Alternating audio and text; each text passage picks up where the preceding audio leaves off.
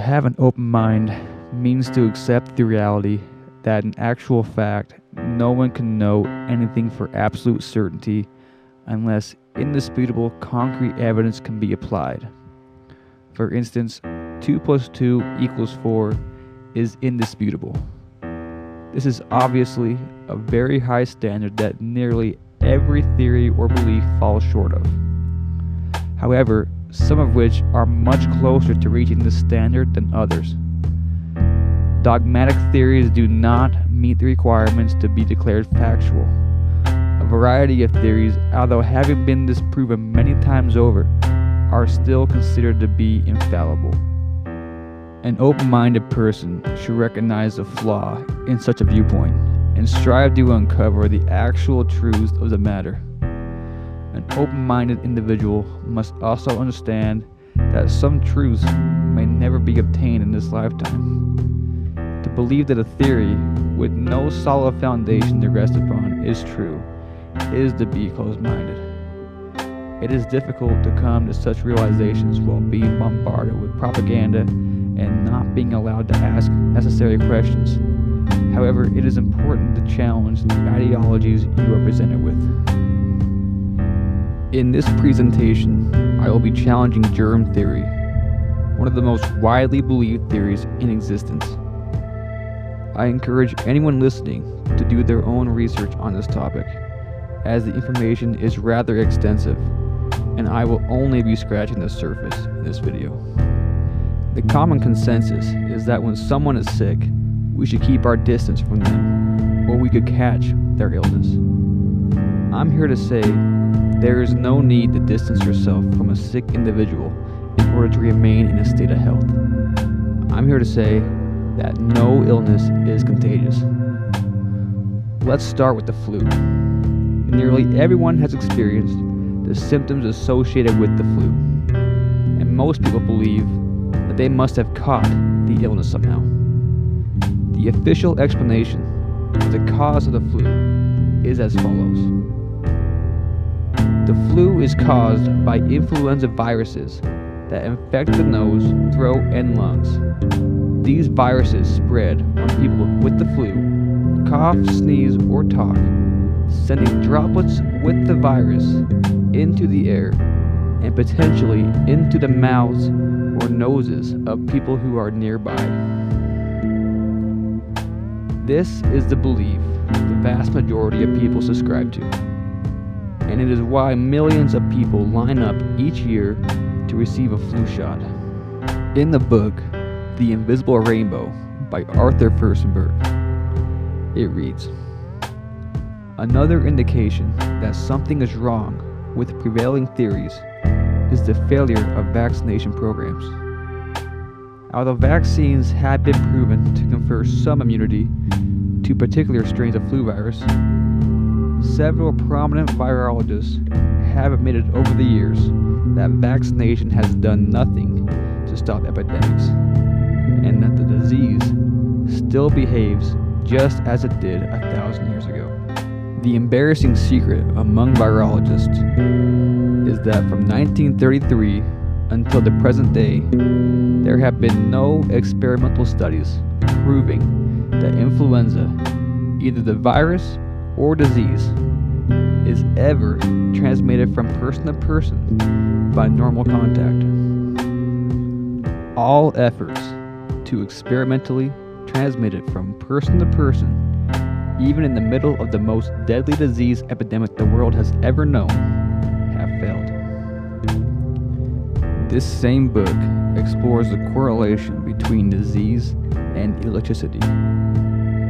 On another page, we read the following. In 2001, Canadian astronomer Ken Tapping, together with 2 British Columbia physicians, were the latest scientists to confirm yet again that for at least the last 3 centuries, influenza pandemics have been most likely to occur during peaks of solar magnetic activity, that is, at the height of each 11-year sun cycle. In this book, we learn that electromagnetic fields certainly can be toxic for the human body, as well as plants and animals. With the sun being a large producer of these fields, it is easy to see how epidemics are correlated with the fluctuations of solar magnetic activity.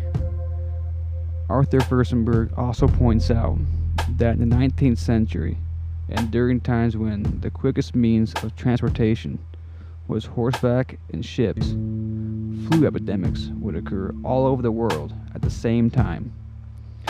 In no way could contagion through person-to-person contact be blamed for these epidemics. It makes no sense that people in different parts of the world could have caught a virus from someone thousands of miles away in the same week during those times.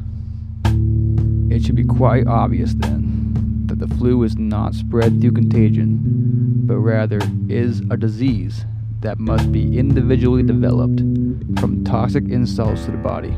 In the book Toxemia Explained, Dr. J.H. Tilden gives us this explanation for the true cause of disease. Definition of toxemia and crisis of toxemia. In the process of tissue building, metabolism, there is cell building, anabolism, and cell destruction, catabolism. The broken down tissue is toxic, and in health, when nerve energy is normal, it is eliminated from the blood as fast as evolved. When nerve energy is dissipated from any cause, physical or mental excitement or bad habits, the body becomes enervated. When enervated, elimination is checked, causing a retention of toxins in the blood, or toxemia. This accumulation of toxin, when once established, will continue until nerve energy is restored by removing the causes. So-called disease is nature's effort at eliminating the toxin from the blood. All so-called diseases are crises of toxemia. Here we learn that there is only one cause for every illness. In a world where nearly everything around us is toxic, it is almost impossible to entirely escape disease. However, by adopting healthy habits, you will be able to keep the nerve energy functioning normally, and whatever toxins are accumulated will immediately be eliminated from the body. For many people whose nerve energy is often below normal, these toxins do not get eliminated fast enough, which is when the body is forced to release these toxins in a more violent way, such as vomiting, coughing, sneezing, etc. Oftentimes, people experiencing these symptoms decide to suppress them by using medication and prescription drugs, unaware that these symptoms are essential for restored health. The toxins then, instead of being released, only accumulate more, resulting in more severe health issues later on. Sure, the medication may numb you from feeling sick, but the truth is you are still sick, and you have suppressed your ability to be aware of it, allowing your condition to worsen. In the book The Poison Needle, we read the following quote from Dr. Simon Lewis Katzoff. Doctors live by disease, so the public can expect the supply of disease to meet the demands of the medical profession.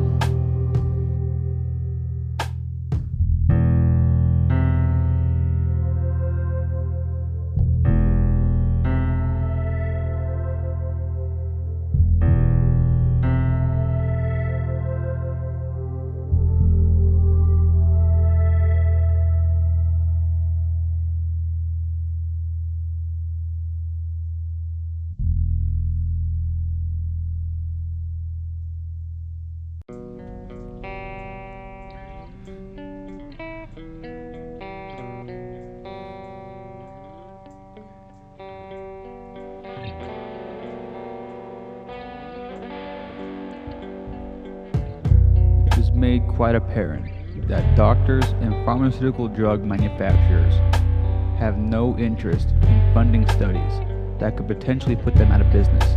If the public were made aware of the numerous failed attempts to prove contagion is real, as well as the many failed attempts to prove vaccines provide beneficial results, then people would hopefully realize the uselessness of such malpractice and instead adopt a more natural pursuit of health. The book Zodiac and the Salts of Salvation teaches us about the 12 mineral cell salts and their correlation to the 12 signs of the Zodiac. we learn that it's possible to be prone to certain health issues depending on your zodiac sign. Each zodiac sign is also associated with a specific area of the body, and the cell salts correlated with the zodiac signs are specifically designed to remedy whichever area of the body they correspond to.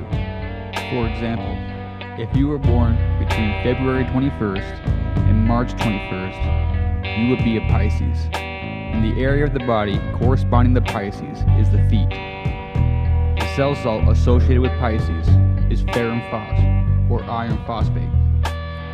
If your sign is Pisces, you will need an extra dose of these three cell salts: ferrum phos, kali phos, and natrium salt. The reason why everyone needs a higher quantity of 3 cell salts specific to the zodiac sign is because those 3 cell salts correspond with the 3 months you were not in the womb, which means we are all born with 3 specific cell salt deficiencies. Here are a few passages read from the book The Zodiac and the Salts of Salvation. A shadow cannot be removed by chemicals. Neither can disease be removed by poison. There is nothing, no thing, to be removed in either case, but there is a deficiency to be supplied. The shadow may be removed by supplying light to the space covered by the shadow. So symptoms called disease disappear or cease to manifest when the food called for is furnished. The cell salts are found in all our foods and are thus carried into the blood, where they carry on the process of life. So disease is a deficiency in some of the chemical constituents that carry on the chemistry of life, and not an entity. Each sign of the zodiac is represented by the 12 functions of the body and the position of the sun at birth. Therefore, the cell salt corresponding to the sign of the zodiac and the function of the body is consumed more rapidly than other salts, and an extra amount is needed to supply the deficiency caused by the sun's influence at that particular time. Having already partially reviewed Dr. Tilden's work in Toxemia Explained, and now reviewing the work of George Washington Carey and Inez Perry, we can see how the medical advice given in both books work together to provide superior health. J.H. Tilden excellently described how the buildup of waste in the body causes toxemia, and that as long as the nerve energy is normal, any toxin evolved will immediately be eliminated. It makes sense to think that as long as we keep a sufficient supply of the 12 mineral cell salts in our bodies, the nerve energy will remain normal. However, a deficiency in any of the 12 mineral cell salts could cause nerve energy to fall below normal in whichever area of the body the deficiency has taken place, which is why you may only have a stomachache at times, or perhaps respiratory issues at other times. Also, having partially reviewed the work of Arthur Furstenberg in The Invisible Rainbow, we see how it's possible for certain environmental factors to affect health. Perhaps electromagnetic fields deprive the body of mineral cell salts, disrupting the process of eliminating toxins, as well as interfering with the reproduction of cells. Perhaps many other factors are at play which challenge our physical and mental health. For instance, the fact that it's made rather difficult to eat a purely organic diet, and most of the time we are left with more unhealthy choices.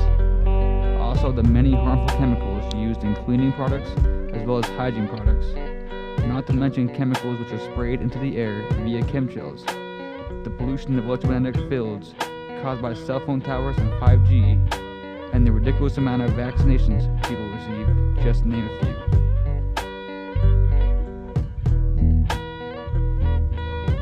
Another interesting quote found in The Poison Needle from R.T. Troll, MD, states, "Why has not success in treating disease kept pace with the extraordinary progress of knowledge of other sciences? The answer is ready. A successful practice of the healing art must be based upon the laws of life, the economy of vitality. The only foundation, therefore, of true healing is correct physiological principles, and here is precisely where the whole orthodox medical system of the present day fails, utterly and totally fails. It has no physiological and biological science upon which to truly practice the healing art. In the book Zodiac and the Salts of Salvation, we find this unique statement. In cases of boils or carbuncle, the biochemist loses no time searching for anthrax bacilli or germs, nor does he experiment with imaginary germ-killing serum. He simply furnishes nature with tools with which the necessary work may be accomplished. Here we see the comparison between allopathic and homeopathic treatment. With the allopathic, you are more or less treated with toxic medication that either suppresses your body's ability to alert you of toxins, allowing them to build up, or the medication itself contributes to the buildup of toxins, which in turn keeps the patient sick, and they will continue going back for more medication. While with the homeopathic, you simply use natural remedies to treat your illness.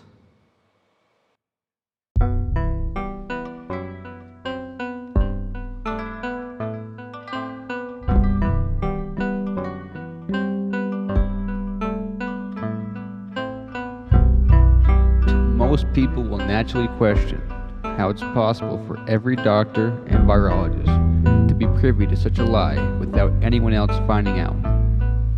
However, the majority of people are raised to believe many ridiculous things without ever questioning them. Obviously, people who decided to become doctors or scientists later on in life were no exception to the indoctrination of false beliefs. Most of the time, when you are strenuously studying a subject in a classroom setting, you rarely have the chance to beg the question if what you're being taught is even true. It must be understood that although some doctors have abandoned the allopathic methods and realized the fallacy of germ theory, most others have either been reluctant to delve too deeply into homeopathic methods for fear of criticism and loss of credibility, or they are still heavily under the influence of indoctrination. Let's take a look at this fascinating passage from the Poison Needle. Medical doctors are not teachers. In fact, part of their instructions at medical school is not to tell the patient too much. They are not, as a rule, very well informed on the real cause and cure of disease, so they could not teach it if they wanted to. A dictionary gives one definition of doctor as a learned person. If either of these definitions were the criterion for issuing medical degrees, it would eliminate about 99% of the practitioners from the title of doctor. Yet they have sought a monopoly on this word insofar as the healing field is concerned. The word cure has also been taken over by the medical trust as its private property, and drugless doctors and writers have been barred from the mills and persecuted in other ways for teaching how nature cures, or for using or speaking of a cure for some disease. The latest encroachment on public rights is a medical monopoly on the word health. In some states, they have made it a law that no drugless practitioner may use the word health on his advertising signs or titles. This book greatly exposes the medical tyranny which has been taking place in America for over a century. Let's take a look at two more passages read from the book The Poisoned Needle. Dr. Benjamin Rush and Dr. Josiah Bartlett, both congressmen and signers of the Declaration of Independence, foresaw a medical tyranny that was even then laying its groundwork for the domination of the healing field. In an effort to block this threatening menace, they tried to introduce legislative measures that would ensure freedom from medical tyranny as well as the other freedoms necessary to democracy. Their efforts were thwarted, however, by the preponderance of orthodox medical men in Congress at the time, whose personal interests stood in the way of public good. This medical stranglehold did not just happen with the passing of time. It was a planned conspiracy against the American people, with an eye to the financial gain of the doctors. A sample of this strategy may be seen in the following speech of Dr. W.A. Evans, one of the top medical bosses and health commissioner for the city of Chicago, who gave these instructions to the doctors in their annual convention of the American Medical Association in 1911. The thing for the medical profession to do is to get right into and man every important health movement. Man health departments, tuberculosis societies, housing societies, child care and infant societies, etc. The future of the profession depends on it. The profession cannot afford to have these places occupied by other than medical men. 1 year earlier, in 1910, Rockefeller set out to eliminate his competitors from the healing field and hired a contractor named Abraham Flexner to submit a report to Congress. The report claimed that all natural healing methods, which had existed for centuries, were unscientific and quackery. The submission of this report resulted in the standardization of medical education, where now only the AMA is allowed to grant medical school licenses. Rockefeller and Andrew Carnegie started funding medical schools all over America with the condition that they would only teach allopathic medicine. So it is easy to see how most doctors today are either unaware germ theory is a hoax, or they are reluctant to challenge the allopathic methods due to ridicule it may bring about. 8 years after John D. Rockefeller began the monopolization of the medical industry, one of the most supposedly contagious events in history occurred, which became known as the Spanish flu. To many, the large amount of illness that occurred during the Spanish flu is evidence of contagion. However, little did I know that the notion the Spanish flu was spread through person-to-person contact was disproven more than 100 years ago. The book, The Invisible Rainbow, provides a description of experiments done at the end of 1918 and the beginning of 1919 to prove whether or not the Spanish flu was contagious. The book explains that every attempt made to infect healthy volunteers with the Spanish flu failed. Here is an excerpt from the book. Although the infectious nature of this illness was widely assumed, masks, quarantines, and isolation were all without effect. Even in an isolated area like Iceland, the flu spread universally, in spite of the quarantining of its victims. The disease seemed to spread impossibly fast, but most revealing of all were the various heroic attempts to prove the infectious nature of this disease using volunteers. All these attempts made in November and December 1918 and February and March 1919 failed. The book goes on to describe the efforts that were made to prove the infectiousness of the Spanish flu. In short, they collected the mucus and nostril secretions from individuals who were sick with the supposed Spanish flu and sprayed it on the facial regions of 100 healthy volunteers, even in the throat. None of them became sick from this experiment. They made attempts to infect the volunteers through close contact with the sick patients. None of them became sick from the experiment. Later, using new volunteers, they injected them with these secretions, and none of them became sick. Afterwards, they tried again by injecting the sick patient's blood into the healthy volunteers. None of them became sick. There were even attempts made to infect horses through similar methods, and none of the horses became sick. Maybe you're wondering, if the Spanish flu was not contagious, then how did so many people become deathly ill? The author of The Poison Needle and other works, Eleanor McBean, who was a young girl at the time of the Spanish flu, suggests the disease was caused by mass vaccination. In the book Virus Mania, we find a portion of Eleanor McBean's writings regarding the Spanish flu stating, "All the doctors and people who were living at the time of the 1918 Spanish flu epidemic say it was the most terrible disease the world has ever had. Strong men, hale and hearty, one day would be dead the next.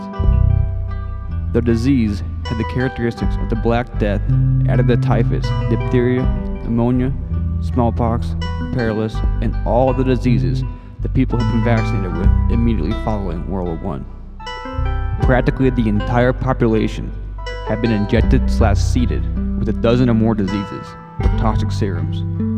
When all those doctor-made diseases started breaking out all at once, it was tragic. That pandemic dragged on for 2 years, kept alive with the addition of more poison drugs administered by the doctors who tried to suppress the symptoms. As far as I could find out, the flu hit only the vaccinated. Those who had refused the shots escaped the flu. My family had refused all the vaccinations, so we remained well at the time.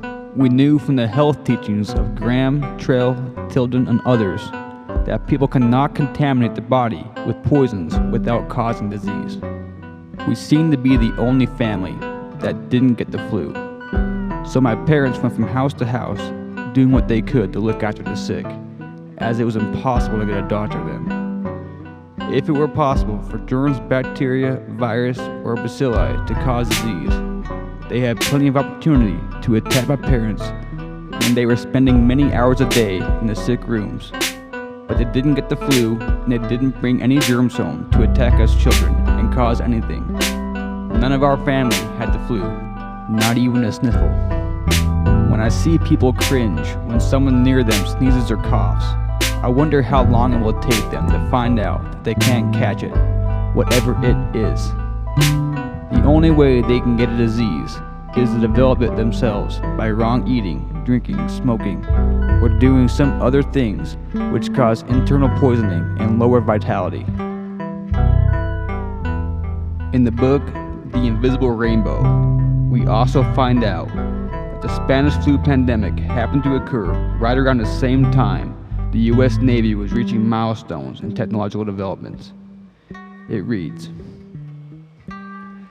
by late 1917, 13 American stations were sending messages across 2 oceans. 50 more medium and high-powered radio stations ringed the United States and its possessions for communication with ships. To equip its ships, the Navy manufactured and deployed over 10,000 low, medium, and high-powered transmitters. By early 1918, the Navy was graduating over 400 students per week from its radio operating courses. In the short course of a year, between April 6, 1917 and early 1918, the Navy built and was operating the world's largest radio network. As Arthur Furstenberg points out, technological milestones almost always usher in epidemics of some sort. Medication has also been associated with disease, and in 1915, aspirin became available to the public without a prescription. Another factor that could have attributed the mass amount of illness at that time was the fact that 1918 was also one of the coldest winters on record. Is it safe to say, then, that perhaps the Spanish flu was not caused by a contagious virus, but rather a combination of toxic insults which affected millions?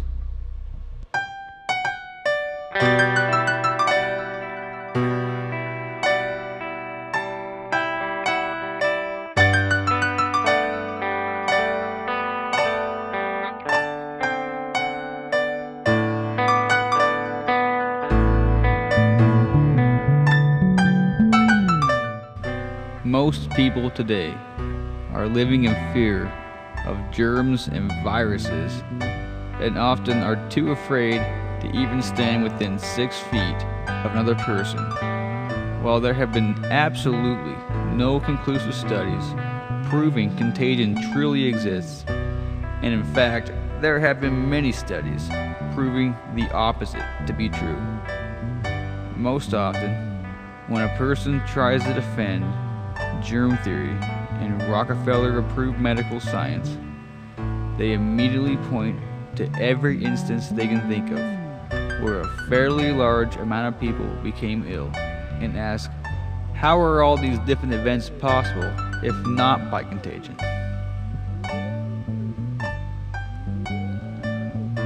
While reading the book The Invisible Rainbow, you learn that during times when the quickest means of transportation was either horse or boat, there are many cases of flu epidemics that occurred in various places all over the world at the same time, indicating that a contagious virus was not the cause of these outbreaks. In the book, we learn that flu epidemics appear to be correlated with the rise in sunspots, which may very well be the true cause of many flu outbreaks. Smallpox is often brought up when discussing the topic of germ theory. Most people assume smallpox was an extremely contagious disease that was eventually eradicated by vaccines. However, several books, including Vaccination, A Curse and a Menace to Personal Liberty, and The Poison Needle, describe the living conditions where the vast majority of smallpox outbreaks occurred, where there was extremely poor sanitation and a lack of proper nutrition along with other poor living conditions. Epidemics of smallpox would occur.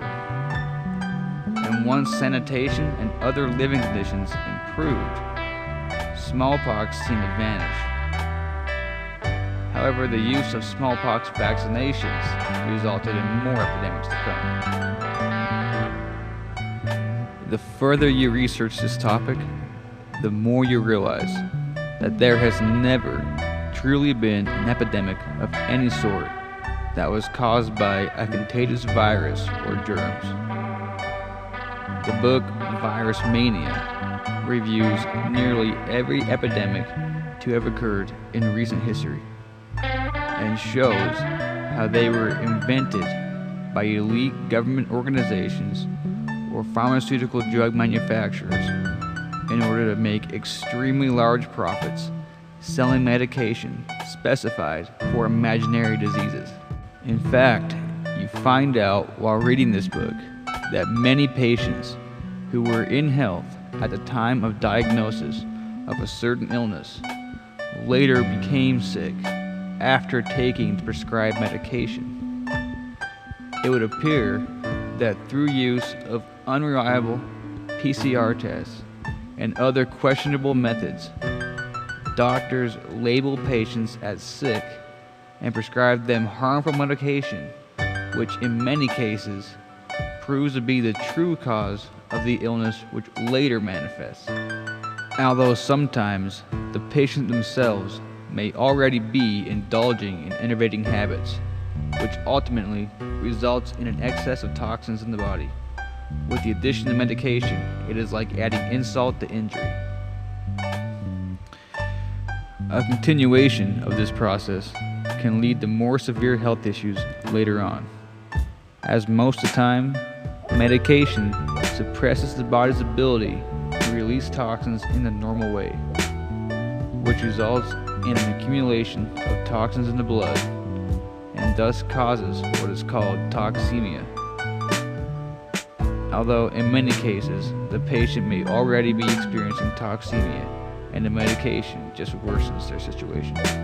It's possible some doctors aspire to use natural treatments as opposed to the traditional allopathic methods. However, if a doctor completely refuses to comply with the Rockefeller-approved curriculum, they will no longer be allowed to work in their established hospitals. Even as some medical professionals lean more towards the natural treatments, almost all still recommend things like vaccination. There have been many very obvious attempts at silencing so-called anti-vaxxers, and it has been made out to look like anyone against mainstream science of any sort is completely out of their mind. If we were to truly use a scientific method, it would require us to form a new hypothesis for the question of what causes disease. Seeing as how the theories presented by mainstream science have no real evidence to support them. There are, however, alternative theories as to the cause of disease. One such theory is terrain theory. Antoine Béchamp, Claude Bernard, John Tilden, and others were firm believers that germs do not cause disease, but rather disease manifests when there is some kind of disruption in the terrain within the body.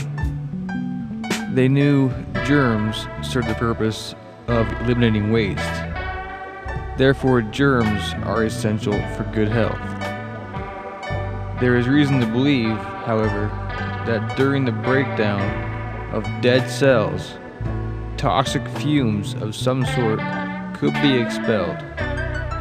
This toxic byproduct is not a result of the germs, but rather the toxic material within the dead cell, which died from some other cause. It makes sense that the breakdown of toxic material could potentially put off toxic fumes or substances, which is why a dead animal or rotten fruit could make you sick. There has never been any studies or experiments proving germs alone can cause disease. In the book, The Poisoned Needle, we learn that there have been doctors in the past who knew the truth about germ theory, and that several of them, on more than one occasion, even consumed germs to prove their point. None of these doctors or their assistants ever became sick from consuming germs.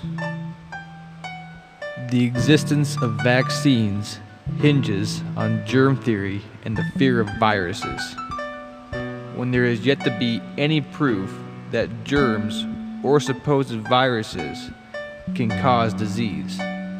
It is obvious that vaccines serve no real benefit for the average citizens, and that the only reason for their existence is to fulfill certain agendas set in motion by the elite.